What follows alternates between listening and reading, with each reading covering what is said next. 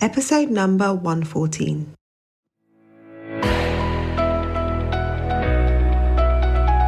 Hello, you're listening to the Career Changemaker podcast. Having the courage to leave a career that you have worked hard to build and try something else can be tough. So in each episode, we dive into key career change strategies so that you have a clear understanding of what is required to transition into a new role or a new industry without feeling like you have to start at the bottom or have to take a massive pay cut, because ain't nobody got time for that. If you are ready for frank and honest discussions about how to become a career change maker, keep listening. I'm your host, lawyer turned career strategist and executive coach, Janine S. Brand.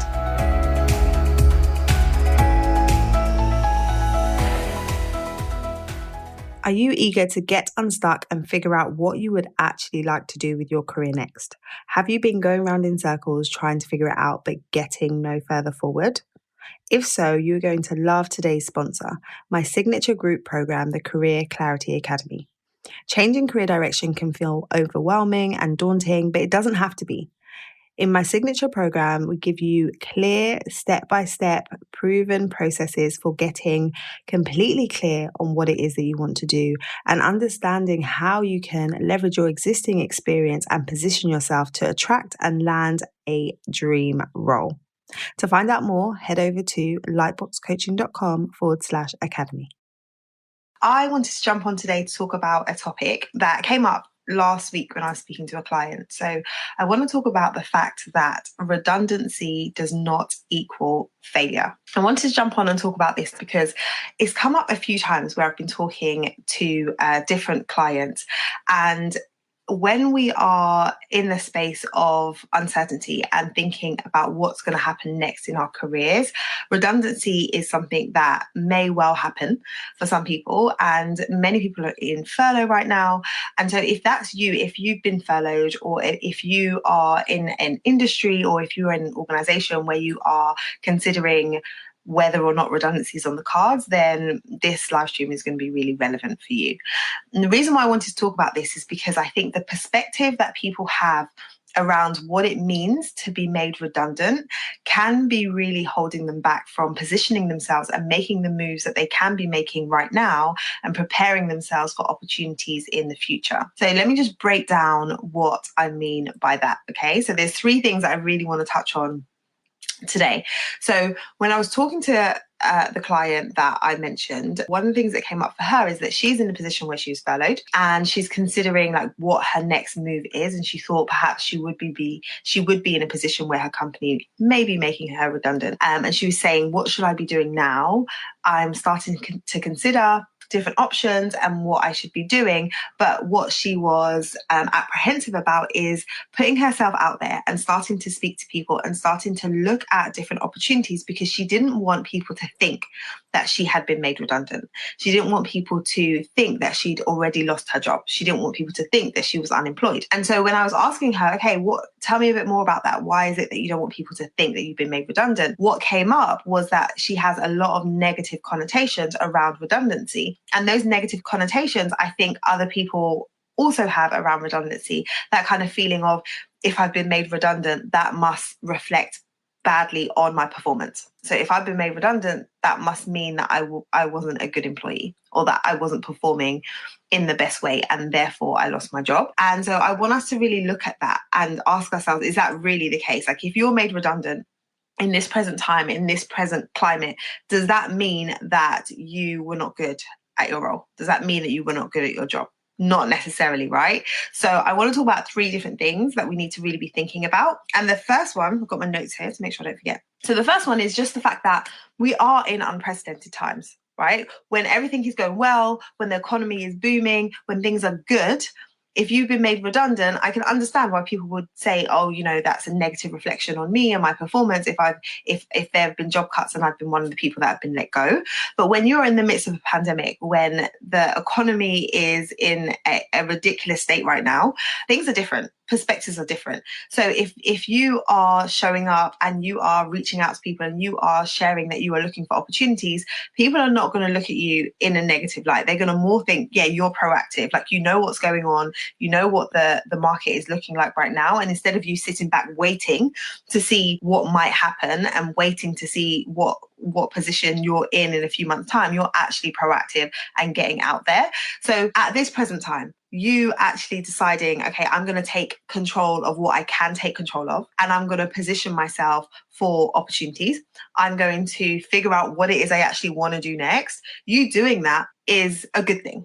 Like, there should be no negative aspects to you being proactive at this time and saying, I want to position myself for opportunities. I want to make sure that I'm in a position to take advantage of the opportunities that are going to be out there, right? So if you're thinking, yeah, I don't want to be showing up on LinkedIn, or I don't want to be really speaking to my network, I don't want to be speaking to people right now because I don't want them to think that I've lost my job. Like, that isn't really helpful if you think about the bigger picture. If you are thinking you could be in a position where you're going to be let go, or maybe you want to use this opportunity to move into something else, then now is not the time to be shying away and saying, oh, I'm just going to wait and see, and not really going to be talking about what it is my goals are. So that's the first thing. We're in unprecedented times. So if you were to be made redundant right now, it's not really about you specifically and your particular performance. It's about the marketplace and what is really happening on a wider scale. And that really leads on to my second point, because when we think about redundancy, it really links to the job that we do, the role that we have.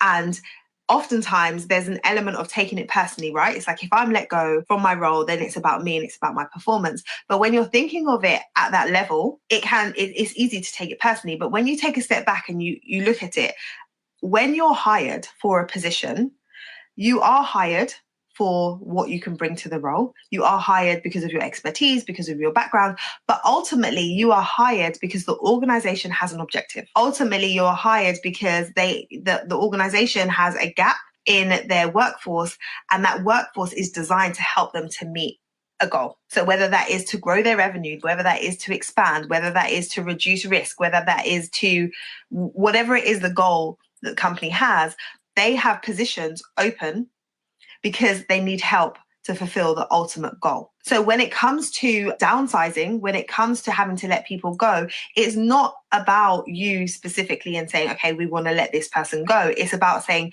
the role that we hired this person to fill is no longer required. So when you think about redundancy, and I really don't think it's a great word, like redundancy, you've been made redundant, the role is redundant. The role is redundant because we no longer require that role. So if we had a massive sales team and we had loads of people that were in that team, but now the sales are not really coming in because the opportunities aren't there in the market, so we need to cut the team. It isn't first and foremost, okay, we need to get rid of that person. It's we need to get rid of that function. That function is not required for us right now. And so that's the reason why we're making cuts.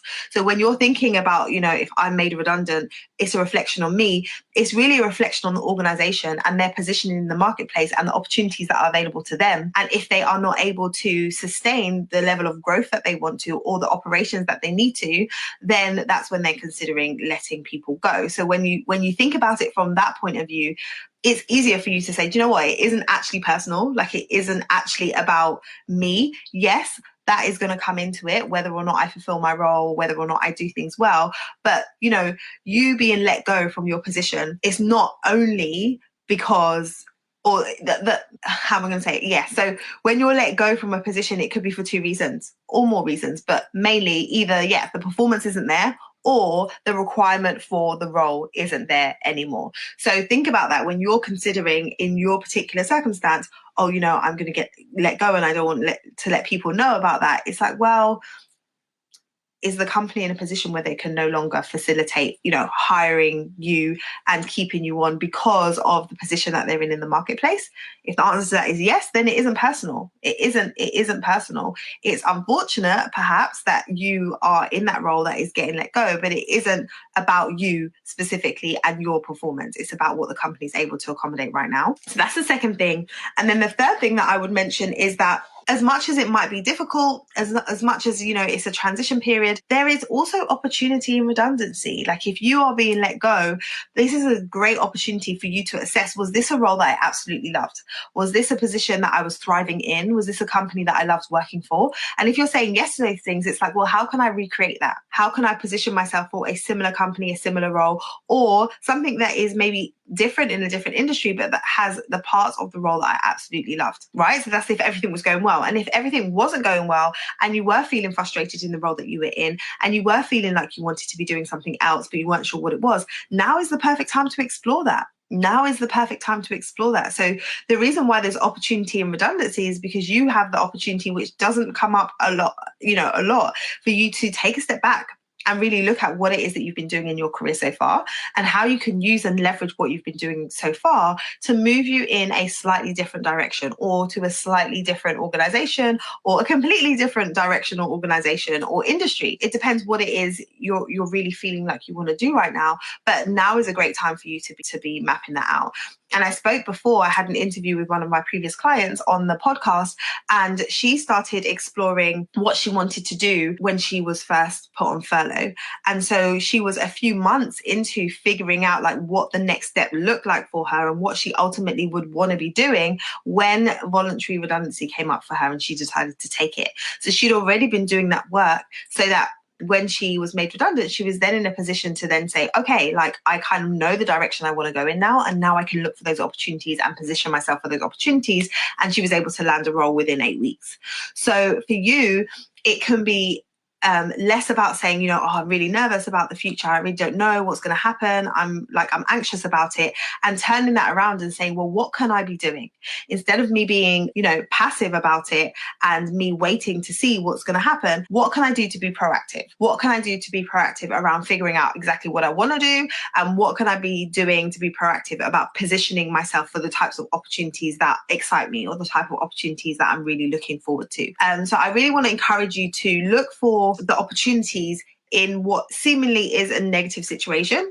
Look for the opportunities in what seems like a situation that you can't control. Yes, there are things that we can't control right now. There's a lot of things going on. There's a lot of change that's happening on a day-to-day basis, but there's also things that you can take control of. And so I want to encourage you to do that. Like really think about, what are the next steps for me in my career? What can I be doing to figure that out? What can I be doing to position myself correctly so that I'm not just sitting back saying, I don't want people to know that I've been made redundant, because that's going to be a negative reflection on me and people are going to think that I'm not a good employee. And then it's going to be hard for me to find opportunities, and then going down that spiral of negative self-talk that has you in a position where you don't actually want to take any action, and instead replacing that and saying, look, I've been working for this organization, or I've been working in this industry for however long it is. It could be 5 years, could be 10 years, could be however long. And I've learned a lot. I've grown a lot. I've developed a lot. I have excelled in various areas. I have, really looking at your list of accomplishments. And then from that place, that positive mind frame, really thinking about, well, what can I be doing to use all that I've built up already, all of the skills, all of the experience, all of the wins that I've had in my career, and how can I use that going forward? So even if you decide to do something different, even if you decide to move into a slightly different way of working, you're not going to be moving, you're not going to be saying goodbye, or you're not going to be ditching everything that you've done in the past, because you are still you. So you get to take all of that experience that you've gained before, you get to repackage it, you get to redirect it and potentially do something different. And that's a good thing. And that can be exciting. Going through that whole process of reflection and then looking at what the possibilities are can be exciting. So I want to leave you with that in terms of looking at it as opportunity rather than all of the negativity, because it's just not helpful. The situation is the situation, but you can choose how you go about looking at it. So I hope that's been helpful for you. If any of this has resonated with you, if you are someone who is in a position of uncertainty, if you are either furloughed, if you are considering what the next steps are, or maybe you're thinking that your position may be redundant soon and you want to use this time as an opportunity to figure out what's next, then I encourage you to reach out. Book a call with me. I am going to be opening up enrollment for the Career Clarity Academy, which is my group coaching program. I'll be opening up enrollment in a few weeks. And so if you need some support with figuring out your next steps and positioning yourself for an amazing opportunity, then reach out. I'd love to have a chat. So you can send me a message in the DM and I will get back to you. But otherwise, I will speak to you very, very soon. Bye. Thank you for listening to this episode of the Career Changemaker podcast. If you enjoyed today's episode, I would love for you to let me know what your biggest takeaway has been. So head over to Instagram, tag me at Career Changemaker, and let me know your thoughts. What did you like most about today's episode? I look forward to hearing from you. Until next time, keep working towards your career goals, and we will speak very, very soon.